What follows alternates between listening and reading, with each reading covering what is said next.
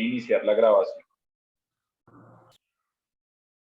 Bien, muy buenos días a todas las personas que asisten a esta sustentación pública del trabajo de grado de Ana Isabel Mesa, que ha sido depositado en el Departamento de Filosofía e Historia del Derecho. El título del trabajo de grado de la estudiante Ana Isabel es La efectividad de las Cortes extranjeras en la reparación de violaciones de derechos humanos cometidas en el marco del conflicto armado colombiano contra trabajadores de multinacionales. La profesora que ha acompañado esta investigación de la estudiante Ana Isabel es la profesora Laura Bernal del Departamento de Filosofía e Historia del Derecho. Asimismo, la persona que ha tenido a cargo la evaluación de este trabajo es el profesor del departamento, el doctor Pablo Gómez Pinilla. Y también nos acompaña la coordinadora del departamento, la doctora María José Hernández. Pues este es un momento muy especial para todas las personas que asisten en estos momentos, los espectadores, la estudiante, es un momento ya de cierre de su carrera, y para el departamento, pues esto es un momento bien especial en donde queremos acompañar este trabajo de producción de conocimiento, de una primera experiencia de indagación y de aporte a la escuela de pensamiento que tenemos en el departamento. Por todo ello, quiero agradecerles a todas las personas entonces que han aportado para este momento. Por supuesto, en primer lugar a la estudiante Ana Isabel, que le deseamos los mejores de los éxitos en esta sustentación. Por supuesto, a la profesora, la doctora Laura Bernal, y al profesor Pablo por realizar la evaluación de este trabajo. Entonces, a continuación, quiero explicarles las reglas que gobiernan este momento. Entonces, lo primero que quiero expresarles es que ya ha habido previamente un ejercicio evaluativo de carácter cualitativo. El profesor Pablo ha hecho lectura de este trabajo,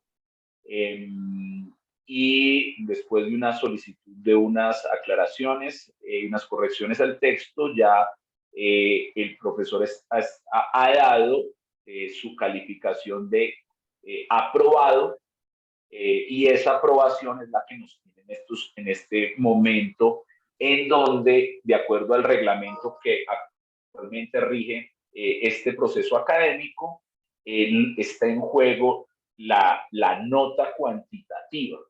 La sustentación, tal y como está en estos momentos en el reglamento, la sustentación está atada a la cuantificación de la nota. En ese sentido, el departamento ha preparado una rúbrica de evaluación que conoce el evaluador, el profesor Pablo. Esa rúbrica, y esto es muy importante, digamos que le estoy explicando sobre todo esto a Ana Isabel, que espero que lo tenga presente, pero me parece importante para que estén en la mesa las reglas de juego de este momento. Esa rúbrica tiene dos componentes. Por un lado, la presentación oral, en donde se espera que esa presentación no ocupe un tiempo mayor a 30 minutos, y allí se haga en general la presentación del problema, los principales argumentos y los resultados de la investigación. Es un ejercicio de presentación de resultados. Esa es el 50% de la nota, y el otro 50% de la nota está destinado a evaluar la respuesta que el estudiante realice a las preguntas o comentarios del evaluador. Entonces, inmediatamente termine la exposición de la estudiante, el profesor Pablo pasará a comentar, a preguntar algunos aspectos que considere relevante del trabajo. Y es en relación a la respuesta a esas preguntas y a esos comentarios que estará ligada esa segunda parte del componente de la nota. Quisiera además que pues, decir varias cosas de esta sustentación, y es que en el momento en que termine ese diálogo entre el evaluador y la estudiante, abriremos a preguntas, que eso es lo que es estrictamente evaluable. Abriremos a preguntas y comentarios de las personas asistentes que quieran hacer exactamente eso, preguntas o comentarios. Ello en el sentido, pues también de que para nosotros en el departamento esto es un momento muy especial, porque aquí estamos haciendo la historia y estamos creciendo académica e intelectualmente en esta comunidad. Entonces, ahí invitamos a quienes asisten a este momento a preguntar, a comentar, y también, por supuesto, que la estudiante Isabel también tenga ese momento de ser cuestionada, preguntada, y nos pueda aportar los elementos que tiene en su investigación. También lo último que quisiera mencionar, ahora sí ya para pasar a darle paso a la presentación de la estudiante Ana Isabel, quisiera decir que en caso de, esto es un poco también para el evaluador, que quede claro, en caso de pues, que exista la máxima nota cuantitativamente y se considere que el aporte de este trabajo es excepcional, el profesor deberá manifestarlo en esta sustentación, manifestar una solicitud de mención si ello hubiese, si eso tuviese lugar. Lo debe hacer en esta sustentación, lo debe anunciar en esto y debe suscribir un concepto que dirigido al Consejo de Facultad que justifique por qué considera que este trabajo tiene notas excepcionales para que sea merecedora de dicha mención. Bueno, con estos elementos o reglas de juego que las estoy reproduciendo de las reglas de monografía de grado de la Facultad de Ciencias Jurídicas, pasamos entonces a un periodo de no más de 30 minutos, Ana Isabel, para hacer la presentación de tu trabajo de grado. No sé si antes de empezar a contar ese tiempo haya alguna pregunta, algún comentario. Voy a compartir pantalla.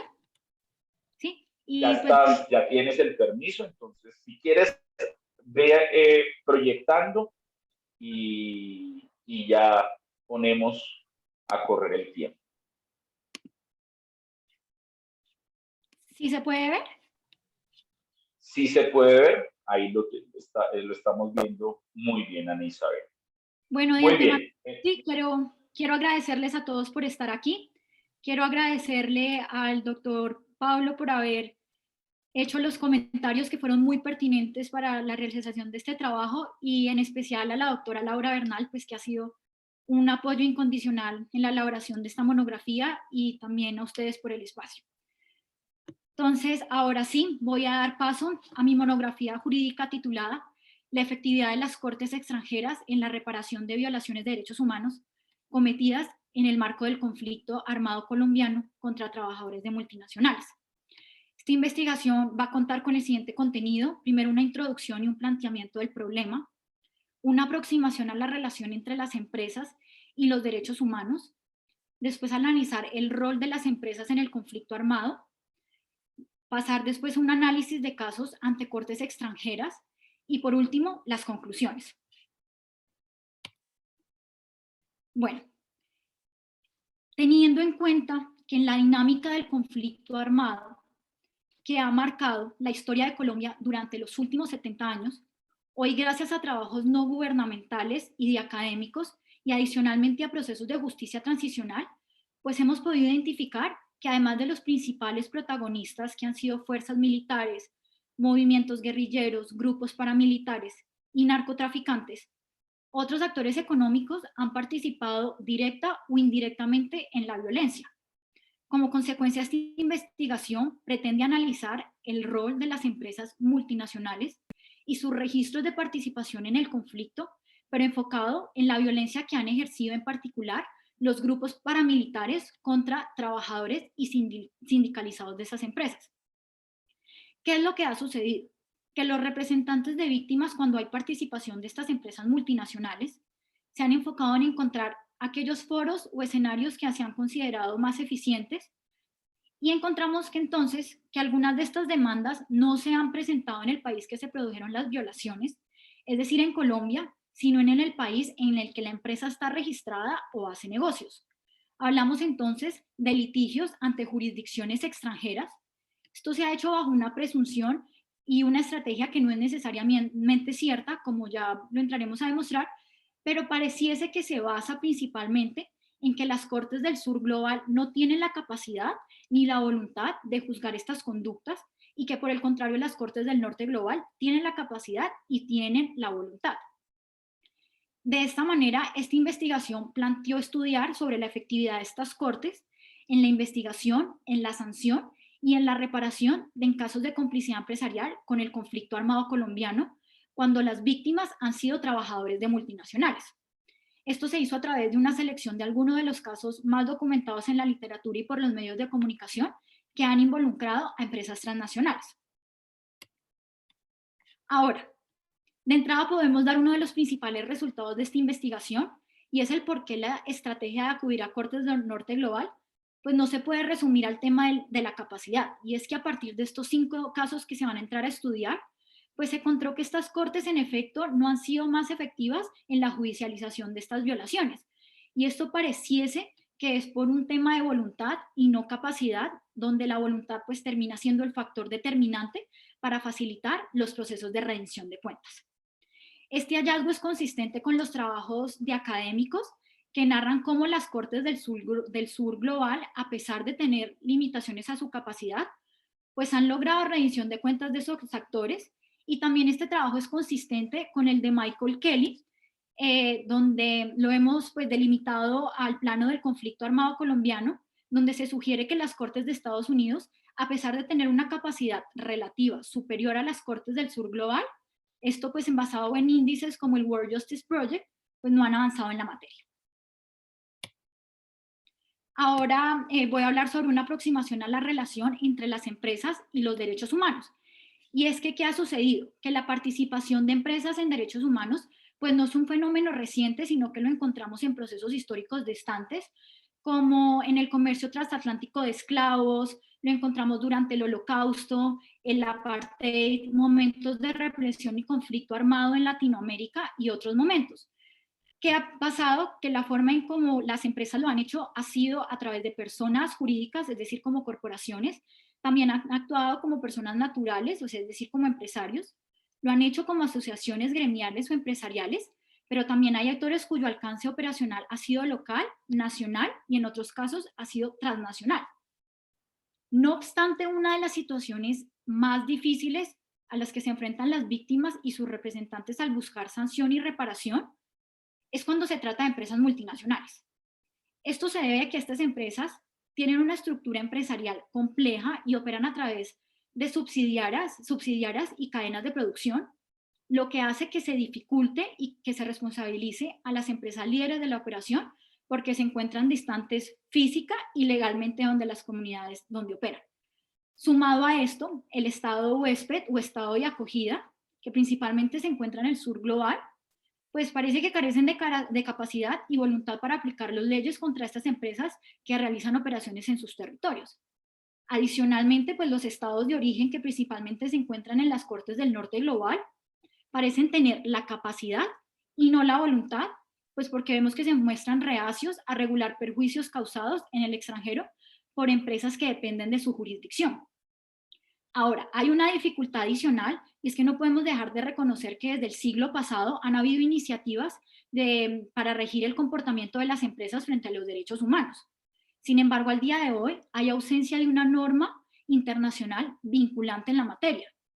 Debemos reconocer que desde el año 2011 el Comité de Derechos Humanos de las Naciones Unidas adoptó los principios rectores sobre empresas y los derechos humanos, los cuales al día de hoy han marcado un hito en el marco de referencia a nivel mundial sobre el respeto de derechos humanos frente a las empresas.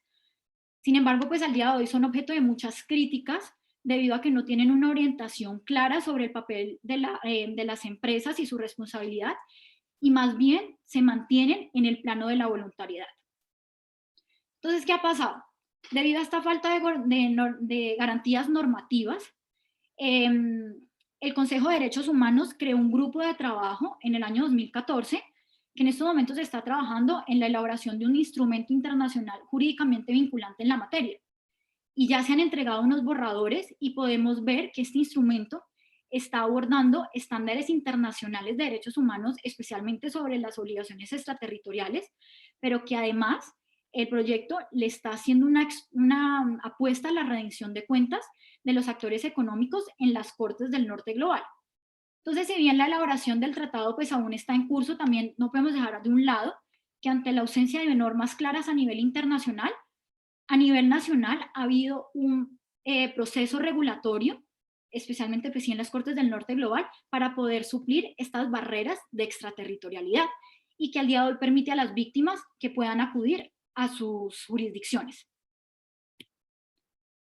Ahora sí, vamos a pasar a analizar el rol de las empresas en el conflicto armado colombiano.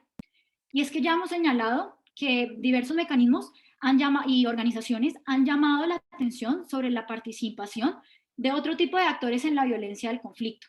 Y uno de ellos ha sido el rol de actores económicos que particularmente se dan con el surgimiento, fortalecimiento y la violencia paramilitar. Ahora, dentro de esta dinámica del conflicto, se han presentado obstáculos en el ejercicio de la actividad sindical y en la defensa de los derechos de los trabajadores, que se reflejan en gran parte porque, uno, el surgimiento de estas organizaciones sindicales se dan en contextos fuertemente marcados por la violencia del conflicto. Adicionalmente, estos sindicatos han sido asociados con la ideología guerrillera de izquierda a tal punto de que varias unidades paramilitares han torturado, abusado y asesinado a sindicalistas en todo el país, y hoy hablamos de un exterminio sindicalista. También porque estos ataques violentos contra dirigentes sindicales pues han tenido la finalidad de limitar y reprimir la actividad reivindicatoria de los trabajadores. Adicionalmente, estos grupos paramilitares pues han sido instrumentalizados para dirimir o eliminar la posibilidad de cualquier conflicto laboral entre estas multinacionales y las organizaciones sindicales, lo cual si vemos pues termina siendo una forma de camuflaje y de actuación por parte de estos empresarios para evadir cualquier tipo de responsabilidad. Ahora vamos a ver cómo se ha manejado el asunto dentro de la justicia colombiana. Y es que las víctimas de complicidad empresarial han acudido a diversas vías que han sido judiciales y no judiciales en la búsqueda de exigir una rendición de cuentas de empresas.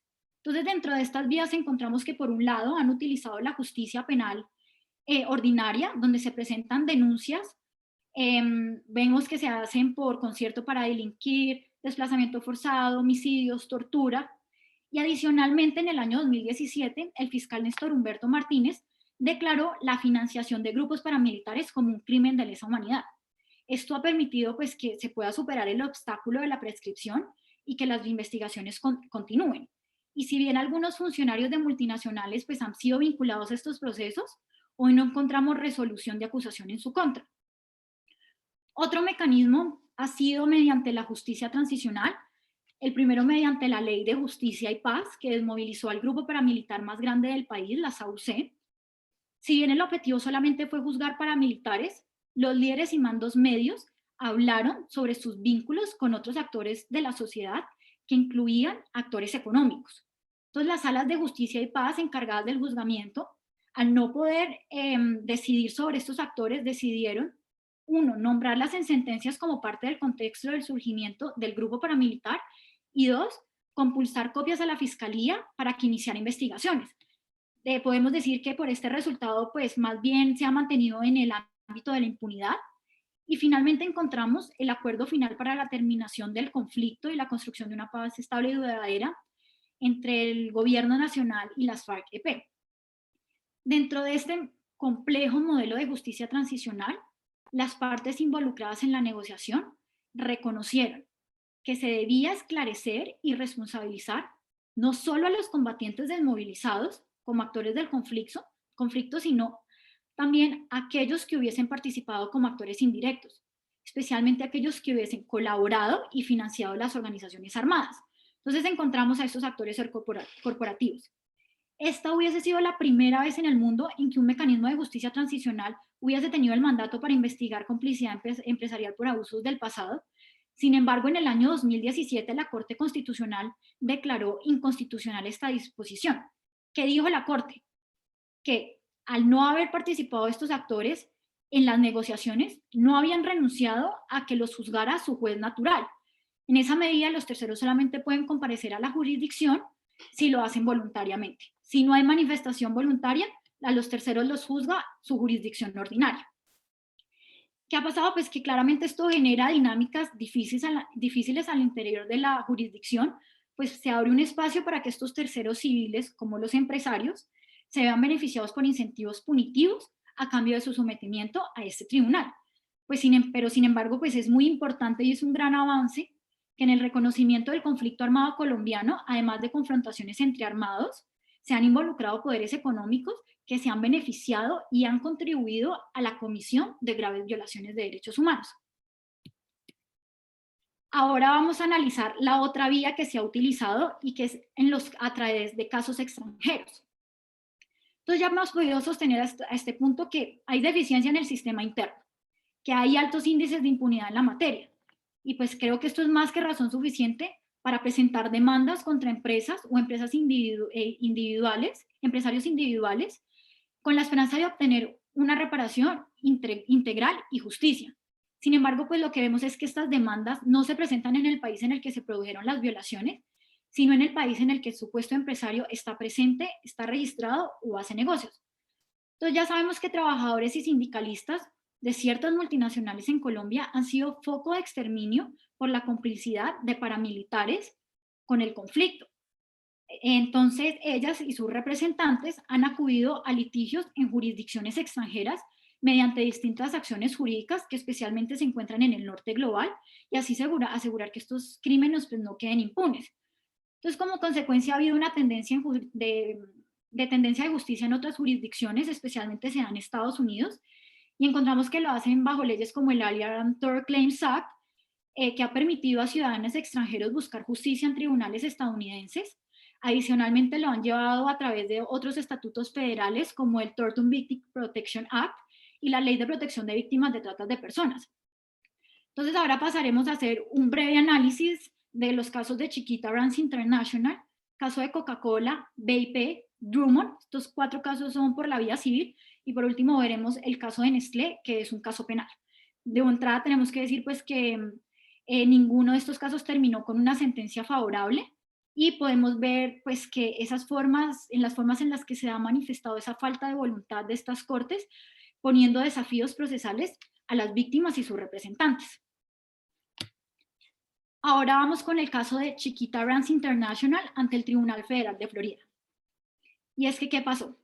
En el año 2007, después de que Chiquita voluntariamente se declarara culpable por el financiamiento de paramilitares ante la justicia de Estados Unidos, un grupo de familiares de sindicalistas, trabajadores bananeros y otras personas que en Colombia fueron declarados objetivo militar y posteriormente asesinados por paramilitares, presentaron una demanda en Estados Unidos en contra de la multinacional a través de la Alien Tort Claims Act. Los demandantes alegaron que los pagos realizados por la multinacional a la SAUC constituían complicidad con los asesinatos, las torturas, las desapariciones forzadas, los delitos de lesa humanidad y los crímenes de guerra cometidos por el grupo paramilitar en la zona donde operaba Chiquita. Para el año 2011 las demandas pues ya sumaban más de 4.000 víctimas por la supuesta responsabilidad de La Bananera con los crímenes contra estas empresas.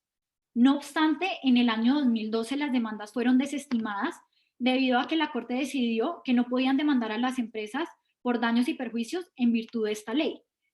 Esto después del fallo del caso Kiobel, donde el tribunal decidió que Estados Unidos no tendría jurisdicción sobre demandas que no afectaran y preocuparan con fuerza suficiente a Estados Unidos como para dar lugar a la aplicación de la extraterritorialidad, y el caso se desestimó. No obstante, en el año 2016 y 2017, un nuevo grupo de víctimas presentó una demanda bajo el Alien Tort Claims Act, el Tort and Victim Protection Act y el derecho internacional consuetudinario. Ya 10 de estas demandas al día de hoy han sido desestimadas bajo el argumento de que las familias no pudieron vincular la muerte de sus seres queridos con el grupo paramilitar o con Chiquita, y hoy en día varias demandas se encuentran en curso. ¿Qué podemos sacar de esta decisión ante Estados Unidos?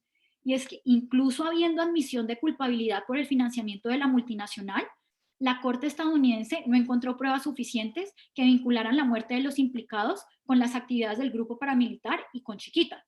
Esto permite ver que estos tribunales extranjeros en materia de responsabilidad civil, para el caso colombiano, pues no están adaptados a procesos de justicia transicional, que han entendido el contexto del conflicto armado, pero que también han entendido que el procedimiento probatorio de las víctimas pues no se puede regir a la estricta interpretación de normas en materia de responsabilidad civil por la dificultad que tienen las víctimas de probar los daños cometidos. Ahora, ¿qué ha pasado dentro de la justicia colombiana? Y es que en el 2008 la Fiscalía General ordenó investigar los crímenes, y sumado esto en el año 2017, pues la Fiscalía declaró como delito de lesa humanidad la financiación de empresas bananeras a grupos paramilitares. En estos momentos, 14 exdirectivos de las empresas han sido vinculados a una investigación que al día de hoy se encuentra en curso. Ahora vamos con el caso de Coca-Cola y dos de sus empresas embotelladoras contra Coca-Cola en un tribunal del distrito de Miami, Florida. ¿Qué pasó en este caso? En el año 2001, varios trabajadores sindicalizados de las plantas embotelladoras de Coca-Cola y el patrimonio de un sindicalista asesinado, Isidro Gil, presentaron una demanda conjunta ante un tribunal en el distrito de Miami. La demanda fue presentada en virtud de la Alien Tort Claims Act y el Tort and Victim Protection Act. La demanda fue contra Coca-Cola Company, Estados Unidos, contra su filial aquí en Colombia y contra las dos empresas embotelladoras. La demanda alegaba la intimidación sistemática, el secuestro, las detenciones ilegales, torturas y asesinatos de sindicalistas a manos de fuerzas paramilitares que supuestamente trabajaban como agentes de los demandados. No obstante, en el año 2003 el Tribunal del Distrito sostuvo pues, que no tenía jurisdicción sobre las reclamaciones de estas leyes, y además concluyó que la matriz, o sea, Coca-Cola Estados Unidos, no tenía el control necesario para ser responsable por sus empleados. La decisión pues, fue apelada, sin embargo, pues, en el 2006 la Corte rechazó nuevamente la demanda. El argumento fue que las acusaciones eran insuficientes para constituir cargos de crímenes de guerra según el derecho internacional, dado que los demandantes no pudieron alegar que los abusos hubiesen ocurrido en el desarrollo de hostilidades. ¿Qué pasaba en la justicia colombiana? Los crímenes se han mantenido en total impunidad. Entonces, la desestimación del caso en Estados Unidos pues, representaba un cierre de oportunidad de las víctimas de encontrar justicia y reparación. ¿Qué podemos sacar de esta decisión? Y es que, como se mencionó en el caso de Chiquita, no están adaptadas para entender la dinámica del conflicto armado colombiano, donde además de grupos al margen de la ley y de la fuerza pública, algunos de sus actores económicos se han involucrado en la capitalización del ambiente hostil. Por otro lado, pues el tribunal desligó los crímenes con la multinacional, con lo que hacían en Colombia, lo que parece ser una falta de voluntad para que las obligaciones de las empresas transnacionales en otros territorios estén claras, incentivando la falta de transparencia de estas empresas en las operaciones de sus negocios. Ahora vamos con el caso de BIP, el caso de Gilberto Torres ante el Tribunal Supremo de Londres. Gilberto Torres fue un sindicalista que fungió como secretario del sindicato de la petrolera Ocensa, que en ese entonces era propiedad y estaba operada por BIP, una multinacional inglesa. En el 2002, después de haber organizado un paro petrolero por el asesinato de uno de sus compañeros, Fue abordado por una camioneta del corporativo de seguridad de la multinacional y posteriormente fue secuestrado a manos de las autodefensas del Casanare. Afortunadamente, después de 42 días fue liberado, después de un paro que se organizó a nivel nacional en las distintas plantas petroleras del país. En el 2008 se ordenó la apertura formal de la investigación y 4 paramilitares involucrados en el secuestro manifestaron que en ningún momento el secuestro se dio con fines económicos, sino por la condición de Torres y el papel que desempeñaba en el sindicato, lo cual estaba afectando la marcha normal del bombeo de crudo, pues que afectaba los intereses de la empresa. Entonces, el juzgado dispuso que debido a la presencia de un vehículo de la multinacional, al momento del secuestro, pues se debía compulsar copias a la fiscalía para que se investigara la presunta injerencia de directivos o miembros de la época en los hechos. Hasta ahora no hay resolución alguna sobre esta compulsa de copias.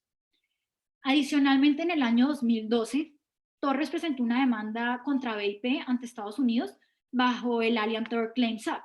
Sin embargo, en esos momentos, el Tribunal Supremo de Estados Unidos estaba revisando el caso Kiobel, por lo que la decisión era determinante para el caso de Gilberto Torres, por lo que una vez se conoció, pues el caso lo desestimó. Sin embargo, en ese mismo año, Torres también había presentado una demanda ante el Tribunal Supremo de Londres contra BIP y no obstante, pues al final los desafíos procesales, legales y financieros especialmente, pues eran demasiado grandes para que el caso continuara y se le sugirió a Torres desistir y en 2016 de común acuerdo el caso se cerró sin pago de costas. ¿Qué podemos sustraer de este caso? Y es que se evidencian factores que impiden la rendición de cuentas. Y un primer problema es que estos casos se llevan ante cortes extranjeras, que esto es muy complejo, pero además es costoso. Y esto impide que la víctima, en este caso un sindicalista exiliado, tenga igual acceso a la justicia que una multinacional petrolera. En segundo lugar, pues vemos que Torres se enfrentó a dos justicias como la de Estados Unidos y la de Reino Unido, que si bien han sido percibidas por los representantes como los escenarios judiciales con la capacidad de proteger derechos humanos, pues evidencia ese vacío normativo a nivel global que permite que las multinacionales no asuman responsabilidad y que además evadan justicia. Entonces, por último, vemos pues que también el caso Kiobel es uno de los principales impedimentos de acceso a la justicia en Estados Unidos, por lo que vemos que difícilmente las víctimas encuentren justicia en estas cortes. Ahora vamos con el caso de Drummond ante el Tribunal del Distrito de los Estados Unidos de Alabama. Balmore Locarno Rodríguez, Víctor Hugo Orcasita y Gustavo Soler Mora se desempeñaban como miembros de la junta directiva del sindicato de la mina de la multinacional Drummond. En el año 2001 fueron asesinados por la SAUC después de haber elaborado un pliego de peticiones por las malas condiciones del servicio de alimentación por parte del contratista Jaime Blanco Maya. En 2002, los familiares y herederos de los sindicalistas asesinados, así como el sindicato, presentaron medidas cautelares y daños de perjuicios contra Drummond ante un tribunal de Alabama en Estados Unidos. Lo hicieron bajo el Alien Tort Claims Act y la Torture Victim Protection Act. Los demandantes alegaron que los demandados eran responsables conjunta y solidariamente por la muerte de los 3 sindicalistas a manos de la SAUC, porque los paramilitares habían actuado como agente de los demandados. Durante el proceso se conocieron testimonios de mandos paramilitares y del mismísimo Blanco Maya que vinculaban a la multinacional con la SAUC. Sin embargo, en el año 2007, el Tribunal de Alabama, por medio del jurado, concluyó que no había fundamento alguno para procesar a Drummond por patrocinar grupos ilegales y además también por el asesinato de los sindicalistas. Por último, pues dijeron que los daños habían sido producidos fuera de Estados Unidos, entonces no tenían competencia. ¿Qué ha pasado en la justicia colombiana? Y es que se han adelantado investigaciones y hoy se encuentran investigados implicados tanto en los asesinatos como en el financiamiento de la SAUC en la región del Casanare, y al día de hoy 7 exdirectivos pues, están vinculados a la investigación, aunque se espera que opten por ir a la JEP. ¿Qué podemos concluir de este caso? Y es que a este punto se evidencia que los casos ante tribunales extranjeros no necesariamente implican obtención de justicia y que a pesar de haber rankings y mediciones internacionales que miden el desempeño de la rama judicial, pues demuestran que estos sistemas judiciales en el norte global, en efecto, pues tienen mayor capacidad e imparcialidad, pero pues que en el caso colombiano no han habido resultados. Esto sugiriendo pues que las cortes locales tienen la voluntad y además están adaptadas al contexto del conflicto armado, permitiendo que aquí sea más posible que haya justicia y los crímenes cometidos no queden impunes. Por último, vamos a ver el caso de Nestlé, es un caso penal, y es que en el año 2005 el sindicalista Luciano Romero fue desaparecido, torturado y asesinado a manos de la SAUC. Esto se dio debido a que Romero y otros miembros del sindicato habían convocado una huelga contra la empresa. En 2012, el sindicato presentó una denuncia ante Nestlé y sus altos ejecutivos en la Fiscalía de Zug, en Suiza. La denuncia alegaba que la multinacional y sus directivos en ningún momento tomaron medidas preventivas para evitar el asesinato. Sin embargo, pues la denuncia fue desestimada y se archivó el procedimiento porque consideran que los delitos pues ya habían prescritos.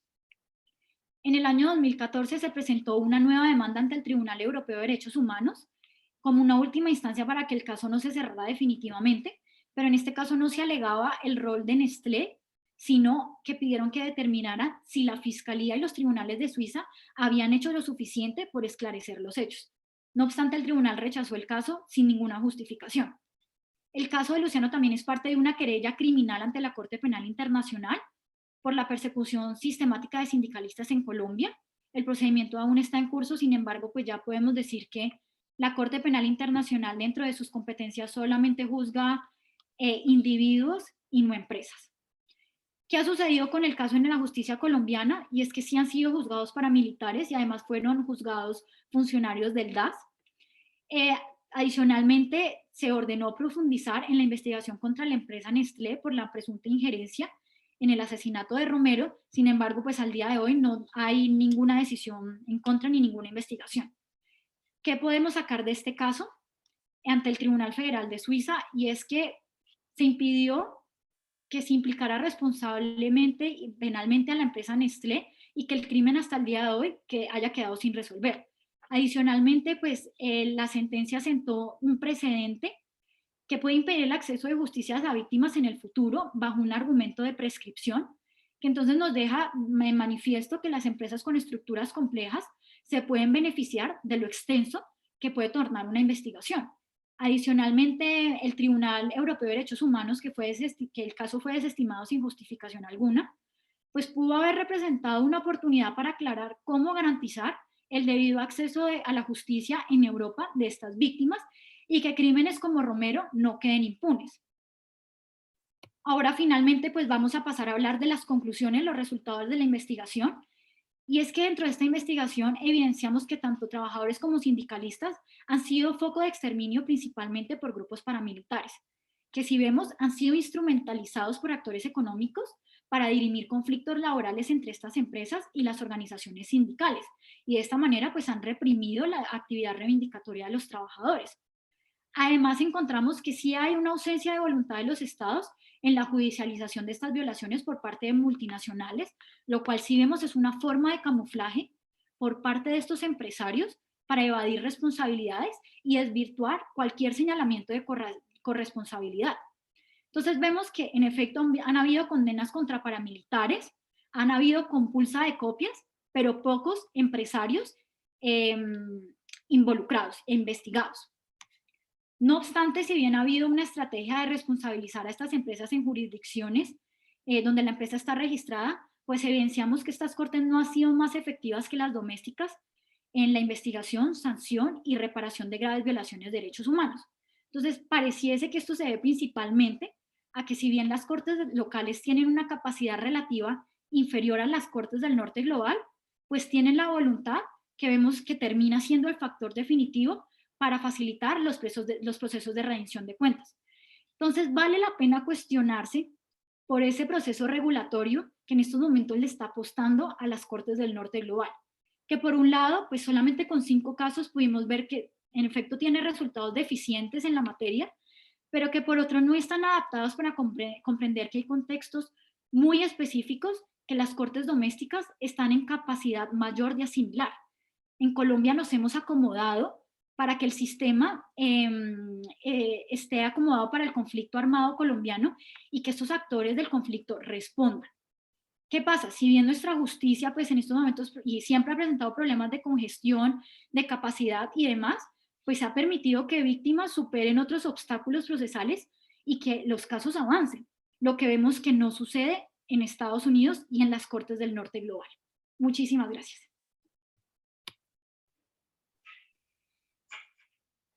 Ana Isabel, muchas gracias a ti. Entonces, a continuación, damos paso, si te parece, puedes dejar de compartir la pantalla Sí. y damos paso a los comentarios, preguntas que Pablo, el profesor Pablo nos quiera, te quiera plantear. Yo de nuevo quiero recomendarte que tomes atenta nota a esos comentarios y a esas preguntas, dado que la evaluación está relacionada con el grado de, en la segunda parte de la rúbrica, con el grado de asertividad que tengas en la respuesta a comentarios y preguntas que el evaluador te realice.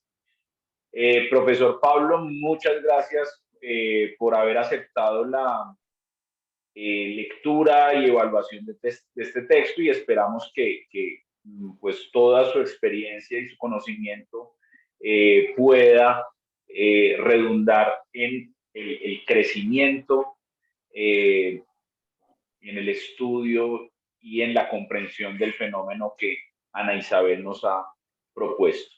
Gracias, profesor Pablo. Buenos días, Juan Felipe, Ana Isabel, Laura y María José. Pues primero quisiera felicitar a Ana Isabel por el trabajo, por la exposición que acaba de realizar. También fui testigo de la integración, de las observaciones que se realizaron en su momento al trabajo y quiero expresar que estoy muy satisfecho por la forma en que se atendieron y se incluyeron de forma muy pertinente en el trabajo. Sé que los comentarios podían implicar preguntas profundas sobre la estructura del trabajo y creo que lograste equilibrar muy bien, atender las preguntas, pero defender también la metodología que habías empleado y la estructura del trabajo. A mí me parece que el trabajo final quedó con una estructura mucho más clara, el argumento de fondo también fue expuesto con mucha mayor claridad de lo que estaba en su versión inicial y en ese sentido te felicito por ese proceso de inclusión de correcciones de una forma tan clara y en un periodo pues también corto. También creo que es un espacio para expresar la complejidad del tema que decidiste abarcar en esta monografía final. Creo que uno de las virtudes del trabajo es que decide afrontar un tema que es muy complejo, sobre todo cuando uno está culminando su carrera de derecho, particularmente porque involucra muchas áreas de lo que estudiaste durante estos 5 años. Entonces hay preguntas sobre derecho penal, hay preguntas sobre derecho civil, hay preguntas sobre derecho internacional público, hay preguntas sobre el sistema internacional de derechos humanos. Hay preguntas por actores muy complejos en nuestro proceso como república, como por ejemplo, cuál es el rol de los empresarios en lo que se conoce como el conflicto armado en Colombia. Y en ese sentido creo que tomar la decisión de tratar un tema tan complejo es una virtud en sí misma y yo quiero también felicitarte por eso y también a quien te acompañó en la dirección del trabajo. Yo quisiera pues plantear 2 preguntas relacionadas con las fuentes. y 2 preguntas relacionadas con las conclusiones. Y finalmente, si se me permite, realizar un comentario ya desde mi aproximación más filosófica y teórica del tema.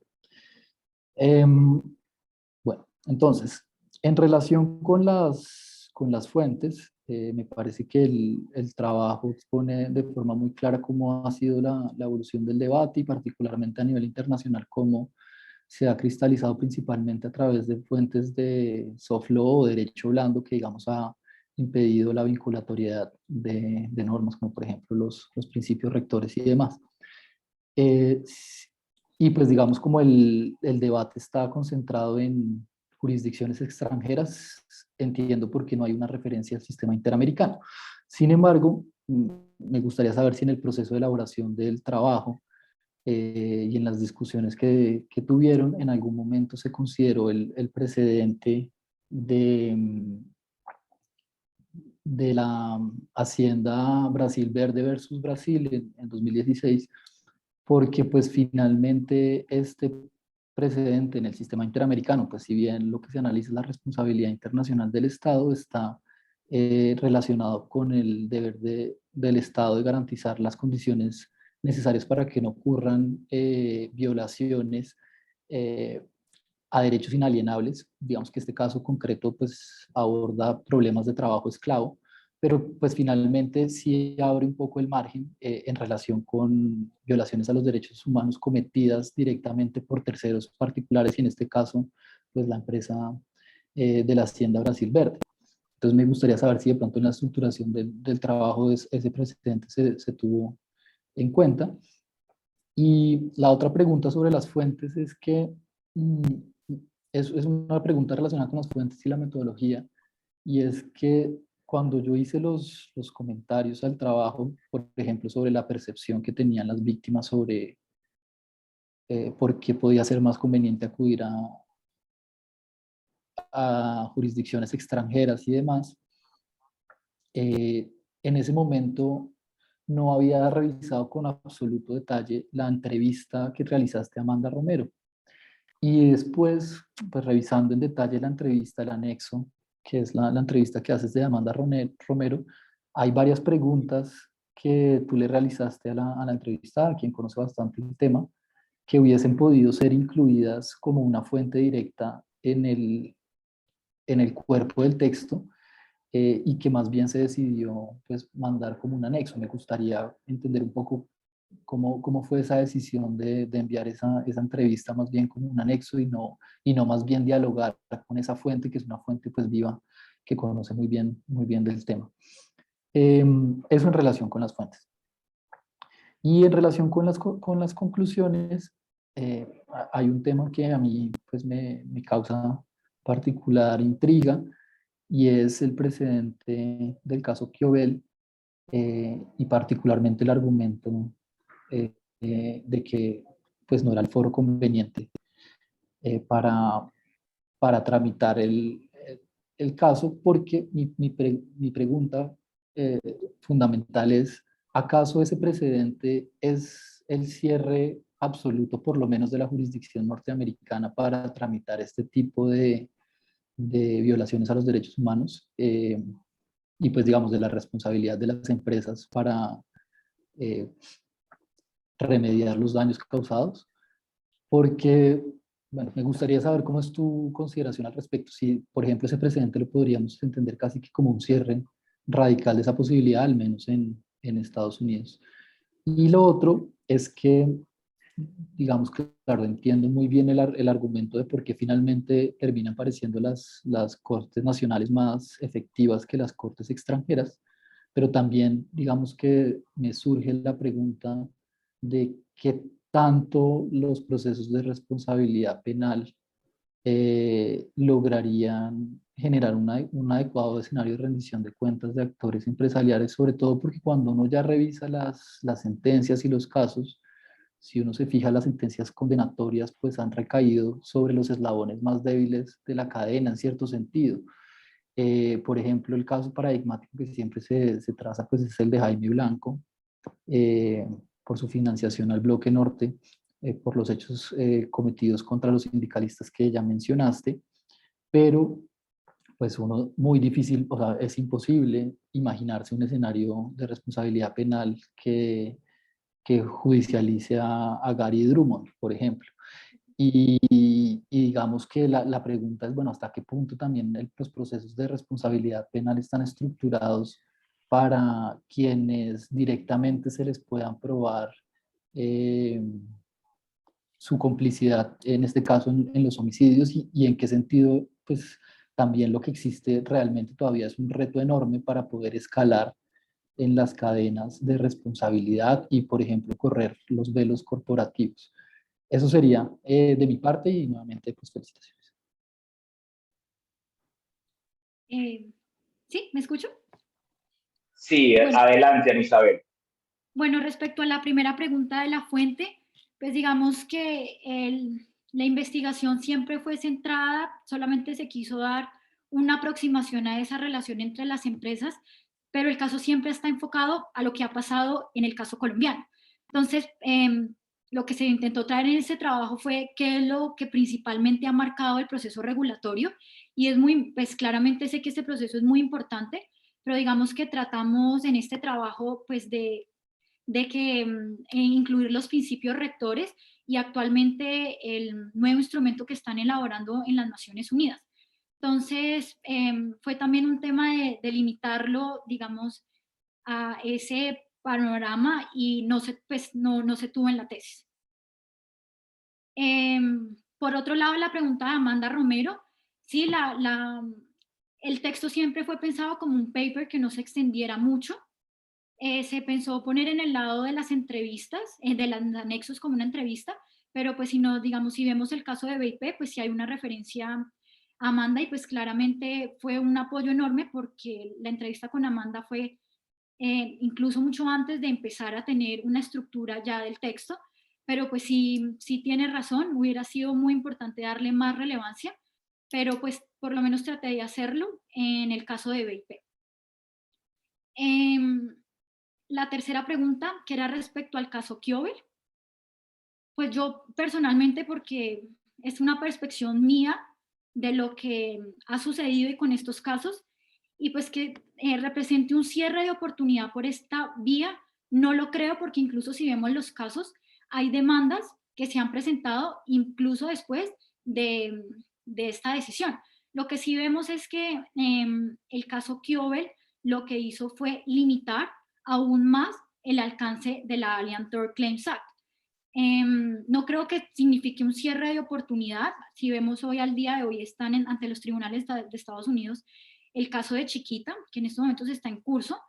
Entonces, pues no considero que sea una vía que se haya cerrado. Incluso, pues en estos momentos hay más mecanismos para profundizar sobre otras vías, pero efectivamente acudir a cortes extranjeros pues sigue siendo una estrategia de representantes de víctimas. Entonces lo que considero pues como conclusión es que el caso Kiobel limitó aún más el uso de esta ley que pues que era como la principal acción jurídica para irnos a las cortes de Estados Unidos, pero pues es un caso que sigue y las víctimas y sus representantes les siguen apostando a estas leyes y a estas cortes. La cuarta pregunta era respecto a los procesos de responsabilidad penal, y es que pudimos ver pues que digamos la justicia penal no ha avanzado mucho sobre la materia. Adicionalmente, pues esto porque encontramos que casi no hay resoluciones en contra, pero también adicionalmente, después de la sentencia de la Corte Constitucional respecto a la participación de terceros en la Jurisdicción Especial para la Paz, pues vemos que este sometimiento voluntario aumenta la responsabilidad de la Fiscalía General de la Nación, pues de adelantar todas esas investigaciones. Sin embargo, pues hasta el día de hoy no hay conocimiento de que en estos momentos el fiscal Néstor Humberto Martínez haya presentado alguna estrategia de investigación en relación con estos terceros. Sin embargo, pues es claramente una vía que, digamos, ha permitido en estos momentos condenar a paramilitares y que también ha permitido que algunas investigaciones contra empresarios estén en curso. Entonces, creo que es una vía en estos momentos a la que se le puede hacer una mayor apuesta en Colombia para responsabilizar a estos actores económicos.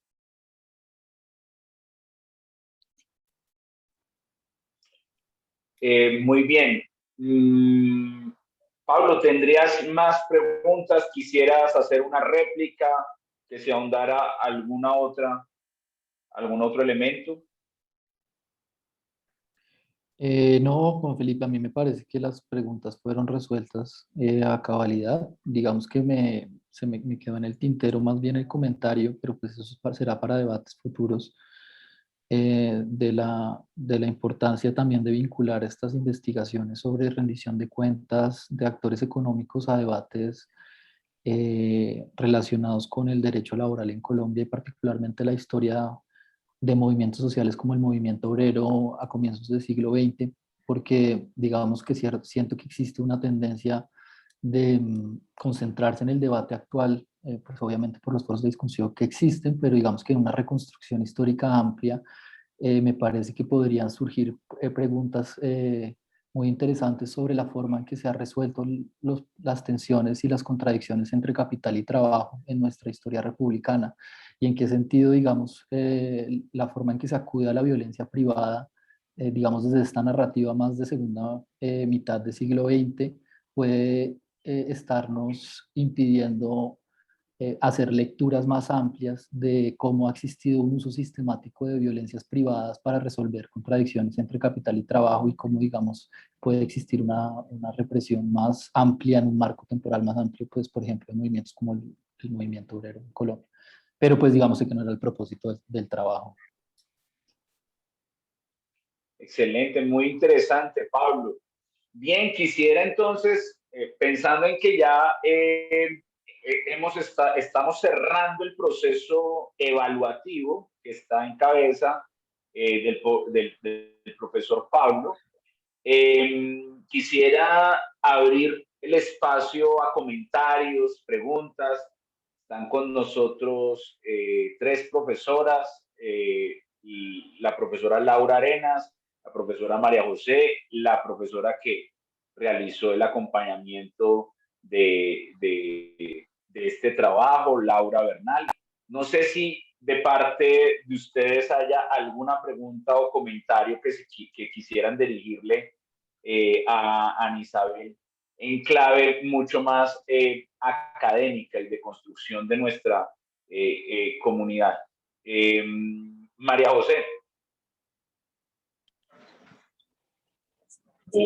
Hola, ¿ahí me escuchan? Sí, sí te escuchamos, María José. Bueno, Ana, te agradezco mucho por tu presentación. La verdad es que es muy, muy, muy interesante. Pero quería hacerte una pregunta más como de cara a tu rol de estudiante que está a punto de graduarse de la carrera de Derecho. Pensé que Pablo cuando hablaba de eso iba a aproximarse a esto y es un poco, digamos, en el análisis que tú haces, nos dices que pues hay unos altos grados de impunidad de cara a la forma en la que se judicializan los vínculos entre la empresa y los grupos armados al margen de la ley. Entonces, al final, en tus conclusiones dices, finalmente, una de las razones por las cuales está esa impunidad es el desconocimiento que esas cortes extranjeras tienen sobre el conflicto armado en Colombia. Entonces, digamos que parte de lo que tú sugieres es que a nivel doméstico, o sea, a nivel de las cortes internas, si te entendí bien, si no, te pido que me lo aclares, digamos como que la esperanza está en el trabajo que las cortes hagan desde el punto de vista nacional. Pero digamos que mi pregunta va es hacia la confianza en el derecho. O sea, tú después de haber hecho esta investigación, porque además me parece que es un poquito circular el argumento, o sea, es a nivel internacional, las cortes no hacen justicia, a nivel interno, en Justicia y Paz lo único que hemos visto es compulsas de copias, y bueno, y la restricción que hay ahorita con el tema de la JEP del sometimiento voluntario, pero pues si a nivel internacional no se puede, a nivel nacional nos queda solamente la esperanza de lo que las cortes hagan. Tú, dentro de la forma en la que realizaste tu trabajo, ¿qué piensas sobre la efectividad del derecho y la confianza que podemos tener o que podría tener un representante de víctimas en el ejercicio de justicia de parte de las Cortes. Porque no sé si me entiendas que un poco la desazón que me queda a mí de escucharte es, ok, a nivel internacional no hubo justicia, solamente nos queda lo que hagan a nivel nacional, pero tampoco se ha hecho mucho desde el punto de vista doméstico. Entonces, ¿cómo lo sientes tú? Y no sé, como un poco que nos digas, sí, sí hay esperanza, sí creo en el derecho como estudiante que estoy a punto de graduarme, o en definitiva es mejor pasar a análisis más contextuales, históricos, como los que proponía Pablo al final de su intervención.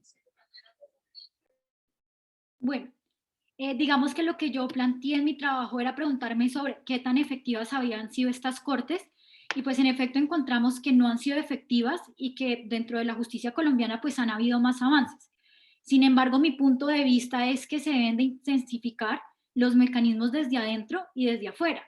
Y pues que, como lo mencioné, hay un proceso regulatorio que le está apostando a estas cortes del norte global, pues sería muy interesante ver cómo lo van a abordar, porque claramente me parece que las empresas multinacionales pues también tienen que ser responsabilizadas en su país de origen, porque lo que vemos es que se benefician de que se encuentran física, legalmente y operacionalmente, entonces se pueden ver beneficiadas de impunidades. Entonces yo sí tengo la esperanza que haya un fortalecimiento desde afuera y también de adentro. Claramente siento que es un camino que toca trabajar mucho, la elaboración del proyecto pues aún está en curso, y en Colombia pues esperamos que se generen dinámicas muy interesantes al interior de la JEP.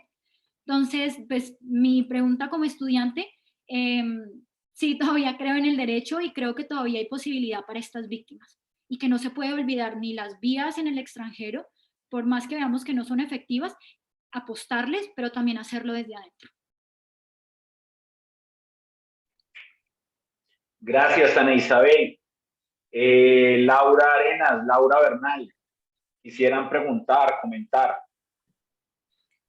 Yo, si quieres, no tengo preguntas porque creo que ya todas las conversaciones las he tenido con Ana Isabel sobre este tema. Quisiera simplemente, Ana Isabel, felicitarte por la presentación, pero sobre todo, y creo que eso es algo que no se ve en el documento, pero que yo sí vi, ese compromiso por aprender, ese compromiso por aprender sobre el tema, pero también a investigar, a plasmar las ideas, esa apertura que tuviste con los comentarios de Pablo, que creo que fueron muy pertinentes, para repensar tu posición en relación con el tema, para enriquecer el trabajo.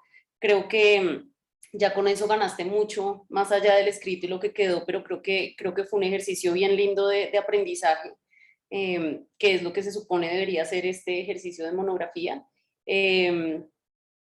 Y yo, pues, un comentario a la pregunta de María José, que es la sensación con la que uno queda a veces después de estas investigaciones, pero yo lo que pienso es que este tipo de hallazgos lo que sugieren no es que el derecho no sirva, sino creo que es el reconocimiento a las estrategias y a los actores que usan el derecho como una herramienta para avanzar estos casos. Ciertamente se van cerrando puertas, pero yo creo que la otra cara, que es la que no muestra esta investigación, es que pues en el sur global sí están ocurriendo cosas y es tal vez ahí donde deberíamos estar poniendo los esfuerzos y no por fuera, ¿no? Es como un poco lo que algunas personas, incluyéndome, hemos ido encontrando pues a lo largo de nuestro trabajo. Entonces, con este trabajo de Ana Isabel era simplemente como explorar a profundidad unos casos para entender mejor cómo funcionan esos casos en las cortes extranjeras. Pero pues fue de verdad un placer, Ana Isabel, trabajar contigo en este proyecto y nada, pues espero que de esto te lleves no solamente el documento, sino todos los aprendizajes sobre escritura, elaborar un proyecto, cómo se investiga, incluso si no incluiste la entrevista, y estoy de acuerdo con Pablo que pudo haber sido mucho más rico utilizar el trabajo con Amanda Romero, pues ella es una persona fantástica y estoy segura que solo esa experiencia fue una experiencia para ti interesante, conocer a alguien que lleva muchos años trabajando en este tema. Entonces, muchas gracias, Ana Isabela, y pues bueno, a Pablo por la lectura tan juiciosa del documento. Realmente nos puso a pensar, no solo a Ana Isabel, sino también a mí, sobre cómo seguir trabajando en estos temas y cómo ser mayor parsimonia en este tipo de proyectos. Muchísimas gracias. Gracias, Laura. Pues bueno, no sé si hay alguna más comentarios o preguntas. Yo quisiera, quizás Pablo tiene alguna apreciación, algún comentario. Yo quisiera hacerte dos preguntas, Ana Isabel. Yo quisiera, en primer lugar, o sea, tú empiezas la presentación trabajando el concepto, o sea, usas una categoría para hacer una clasificación o una referencia en relación a las cortes, y la calificación es una categoría que no, al menos en la presentación que nos traes, y es las categorías de cortes de sur global y norte global. Y yo quisiera, es mi primera pregunta, ¿qué significa eso? ¿Eso qué significa? ¿Y qué le aporta? Esa categoría, ¿qué le aporta a tu investigación que está pensada en clave de cortes extranjeras? Esa es mi primera pregunta. Y mi segunda pregunta, claramente en el caso de Drummond, tenemos un precedente importante y es la condena de Jaime Blanco. Y esa condena hace posible también la ampliación de una resolución de acusación que está en segunda instancia contra Linares y Jiménez, no por el homicidio de sindicalistas, sino por el concierto para delinquir.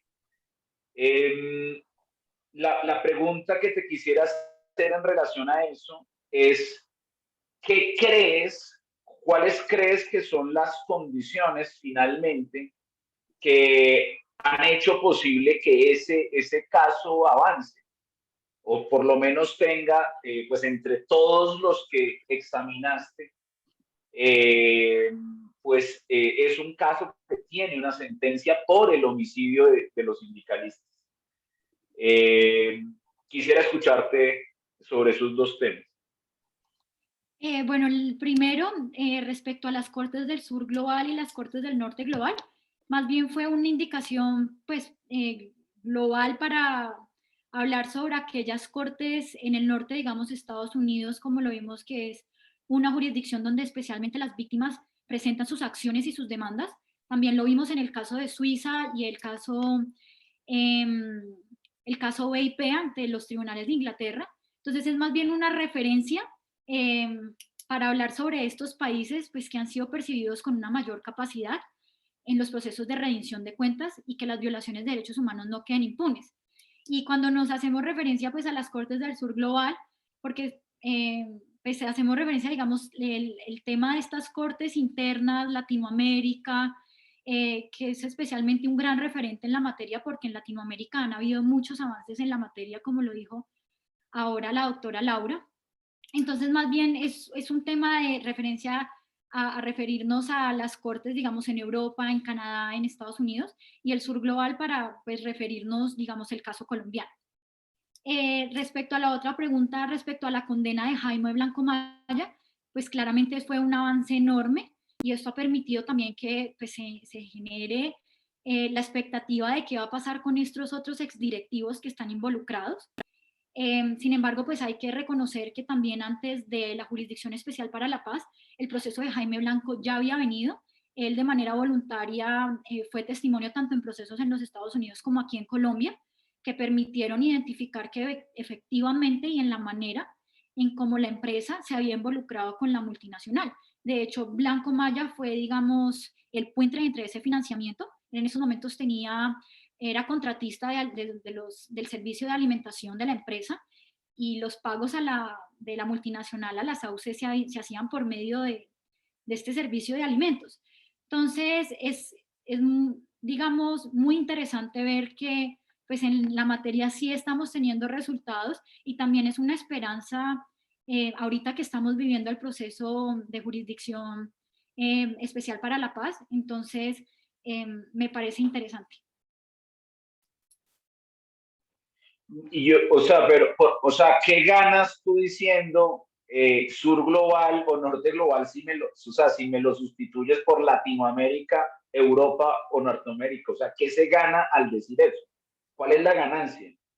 O ni siquiera, porque además no es Latinoamérica, es Colombia. O sea, la comparación es cortes colombianas. ¿Qué se gana al decir eso? Pues digamos, como vuelvo a repetir, solamente fue una categorización, pero pues con esto ganamos tal vez en que como lo dijo ahorita la doctora Laura, pues en Sudamérica hemos visto avances y que estas cortes que estamos en el sur, pues hemos tenido verdaderos efectos en la rendición de cuentas. Y pues por el otro lado, las cortes que han sido percibidas con la capacidad, que son estas cortes como Estados Unidos, Canadá, pero por generalizarlas como el norte global, pues a pesar de haber sido percibidas con la capacidad y que los como índices como el World Justice Project nos sostienen eso, pues tienen la capacidad y no la voluntad. Pero más que todo, sur global y norte global es una referencia como geográfica. Ok. Pablo iba a hacer algún comentario y luego Laura.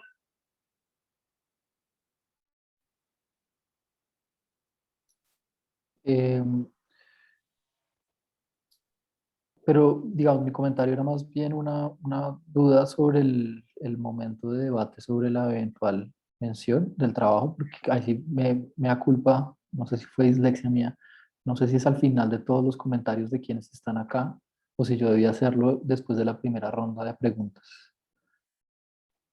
O sea, en este momento, digamos, para procedimentalmente, moción de orden, simplemente estamos, o sea, se terminó, digamos, el proceso evaluativo que estaba ligado a las preguntas que tú hiciste y las respuestas que dio Ana Isabel. Y luego abrimos todas las personas que estamos acá a una conversación, preguntas que nos quedan, crecimiento con esta investigación que Ana Isabel ha puesto a disposición de la comunidad académica. Entonces, este es un momento en que tú, por supuesto, puedes opinar, preguntar, comentar, sin duda alguna. Ok, perfecto.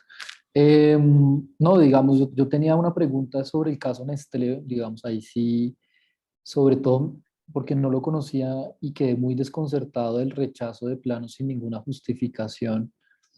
Y no sé si hay alguna literatura que interprete a qué se debe, o sea, qué fue lo que pasó ahí. Yo quedé con una duda muy grande. Yo sé que no es un tema de la investigación, pero sí me genera mucha duda de ese caso Nestlé. ¿Qué fue lo que pasó? ¿Por qué ese rechazo de plano sin ningún tipo de justificación? Bueno, no, digamos, en lo que se ha investigado es que simplemente pues ha sido un inconformismo de las víctimas porque pues en sí no sabemos qué ocurrió y cuál fue el motivo de la decisión, pero pues no hay referencia alguna porque la Corte no decidió pronunciarse al respecto, el tribunal, perdón. Entonces, pues claramente esto ha generado una dinámica difícil porque esto hubiera significado que la Corte, el tribunal hubiera podido pronunciarse respecto al tema, pero no, pues desafortunadamente lo hicieron sin justificación alguna. Laura. Bueno, yo ahí voy a decir dos cosas. Uno, Pablo, sobre tu pregunta. No hay literatura y no hay mayor información en detalle sobre qué pasó. Realmente, si uno pudiera entrevistar en algún punto, creo que eso es de ese tipo de cosas que uno podría conocer mejor con entrevistas, pero sí es un caso muy interesante porque ni siquiera lo consideraron. O sea, fue impresionante. No sé si tenga algo que ver con la forma en que ese país responde a varias de las cosas que suceden por fuera, no sé, si es como esa visión de neutralidad, no sé si tiene algo que ver, pero es un tema bien interesante. Por otro lado, Juan Felipe, creo que tu pregunta es muy interesante y voy a intervenir un poco más porque de nuevo creo que aquí sigue el proceso de aprendizaje. Y yo pienso que Ana Isabel utilizó ese lenguaje un poco pues, sacado del trabajo que yo he venido haciendo. Entonces, digamos, Ana Isabel, que esas categorías de norte global y sur global no responden a un tema geográfico, no es dónde está ubicada la corte, y es cierto que esto es Colombia, Estados Unidos, Suiza, bueno, pero esta categorización surge, digamos, o la utilizamos nosotros para no utilizar países en desarrollo y países desarrollados. ¿Por qué? Porque cuando se habla de sur global y norte global, digamos que no estamos hablando solamente sobre el nivel de desarrollo económico de un país o no, sino que estamos reconociendo que en la comunidad internacional y en ese sistema existen disparidades de poder que responden a muchas cosas, y esas disparidades de poderes y capacidades en los estados va mucho más allá de si somos países desarrollados o no desarrollados, y en esa medida pues hablamos del norte global y el sur global, y hay pues un montón de literatura que utiliza estas categorías para mostrar cómo hay una serie de fenómenos, o sea, para uno, evaluar cómo los fenómenos de forma diferente en los países dependiendo de dónde se ubican, pero por otro lado también mostrar esas diferencias, esas disparidades en lo que pasa con el norte global y el sur global.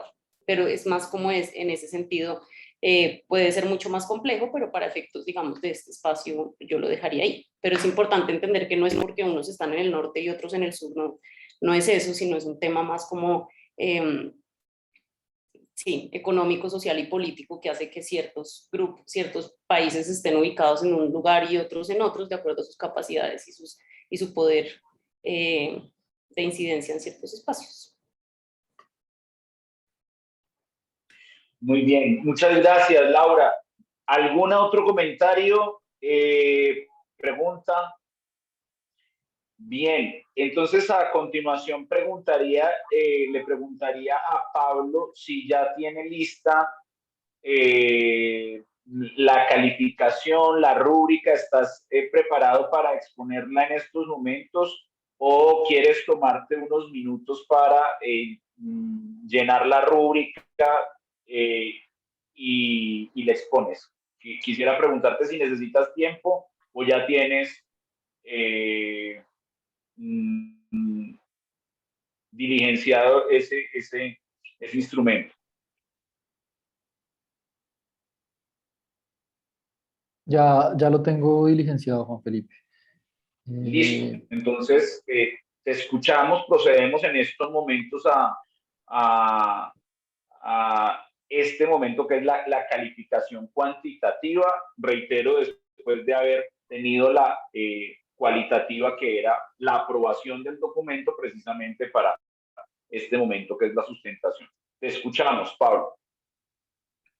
Bien, entonces el primer 50% que pues, es el relativo a la exposición tuvo un puntaje de 2,5, es decir, el máximo puntaje posible. En tanto, encontré que la sustentación del problema de investigación, los objetivos, el método, el empleo de fuentes y la forma en que Ana Isabel desarrolló los argumentos planteados fueron coherentes y se reflejan en unas conclusiones que da cuenta precisamente de un proceso de investigación que, en mi parecer, para las exigencias de las monografías de grado y pregrado, puede ser calificado con la máxima nota. Respecto de las preguntas que planteé en el primer momento, también la calificación que di es de 2,5, es decir, la máxima nota posible, en tanto que también considero que las 4 preguntas planteadas fueron respondidas a cabalidad y sobre todo porque demuestran una tranquilidad y una apropiación suficiente respecto del problema de investigación que decidió trabajar en su trabajo pues, de monografía final. Por supuesto, es un tema inagotable, hay muchos vacíos. Sé que, por ejemplo, pues con ya la conversación que tuvimos después, nos damos cuenta de la dimensión de la complejidad del problema, pero para lo que se abarcó en el trabajo y la forma en que respondió a las preguntas, también considero que la calificación es 2,5. Pues aritmética básica, sí, 5 sería la calificación máxima, y en ese sentido, pues, eh, procedo a solicitar la mención honorífica por su trabajo de grado.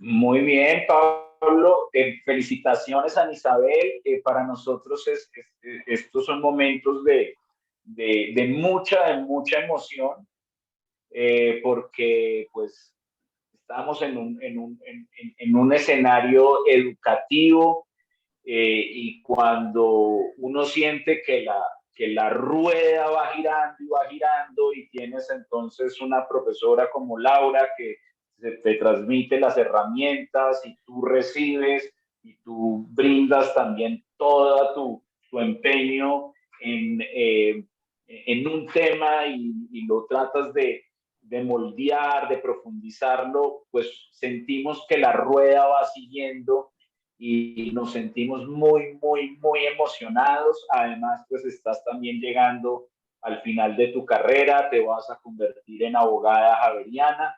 Entonces, esto es un momento muy emocionante de esta comunidad académica a la que pertenecemos con mucho orgullo, con mucho amor. Nos llena de felicidad. Bienvenida a este mundo que es el mundo de las abogadas, de los abogados. Y de verdad felicitarte y agradecerte mucho por haber confiado en el departamento, en sus profesoras, en sus profesores, y no tenemos duda que serás una continuadora más del orgullo y la tradición javeriana. Muchas gracias.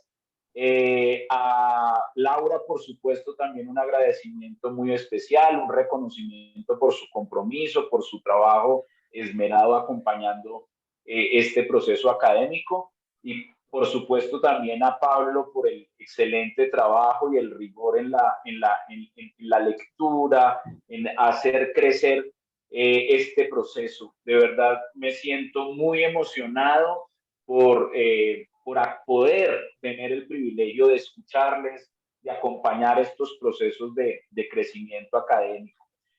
A María José, muchas gracias por todo, también el apoyo en este proceso, para la administración de todos los elementos que se requieren.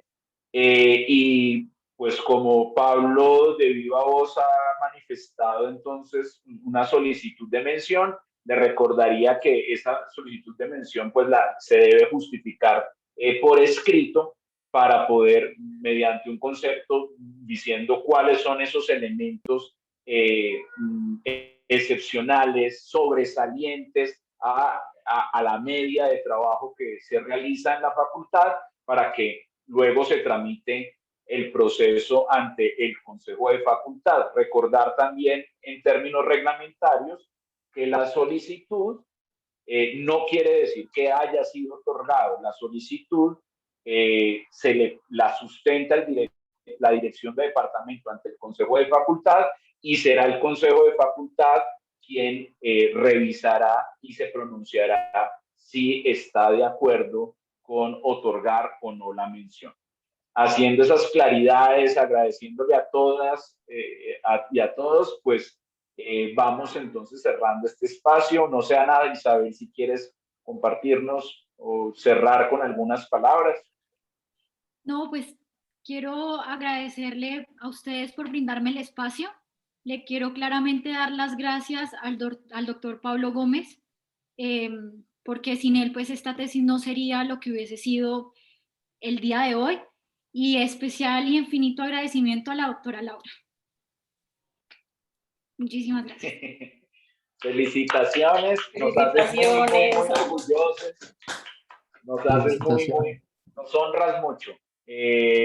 Bueno, muchísimas gracias, es muy lindo poder estar en estos espacios. Muchas gracias a todas y a todos. Gracias Juan Felipe, Pablo, María José. Gracias, chao, que tengan buena tarde. Hasta luego. Ana, felicitaciones. Buenas tardes. Que celebres. Gracias. Chao. Chao. Gracias.